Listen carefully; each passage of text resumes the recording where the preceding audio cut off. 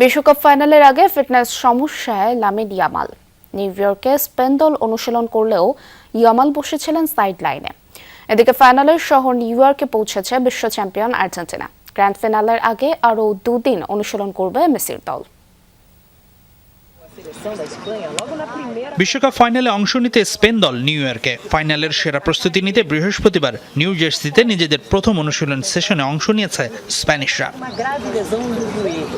তবে অনুশীলন ছাপিয়ে আলোচনায় লামিন ইয়ামালের ফিটনেস ইস্যু। দলের অনুশীলনের সময় এই উইঙ্গারকে সাইড লাইনে বসে থাকতে দেখা গেছে, তবে শঙ্কা জাগিয়েছে তার বাম অরুর ব্যান্ডেজ পেঁচানোর দৃশ্যটি। অনুশীলনের প্রথম অংশে দলটির পাসিং ড্রিলে অংশগ্রহণ করেছিলেন লামিন ইয়ামাল, তবে পূর্ণাঙ্গ সেশনে ইয়ামাল ও পেদ্রো পোরো অংশ নেননি, বসেছিলেন সাইড লাইনে।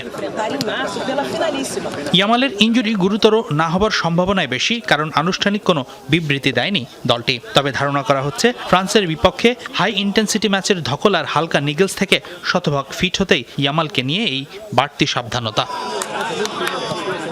এদিকে স্পেনের একদিন পর ফাইনালের হোস্ট শহর নিউ ইয়র্কে পৌঁছেছে আর্জেন্টিনা। বৃহস্পতিবার দিবাগত রাতে মেসিরা পৌঁছায় আটালান্টা থেকে। স্থানীয় সময় শুক্রবার নিউ জার্সির একটি ট্রেনিং গ্রাউন্ডে অনুশীলন করবে স্কালোনি শিষ্যরা। আর শনিবার ফাইনালের ভেন্যু মেটলাইফ স্টেডিয়ামে হবে চূড়ান্ত প্র্যাকটিস সেশন। সেই সাথে থাকবে অফিসিয়াল সংবাদ সম্মেলন আর ফটোশুট। হাসিনুর রহমান, যমুনা স্পোর্টস।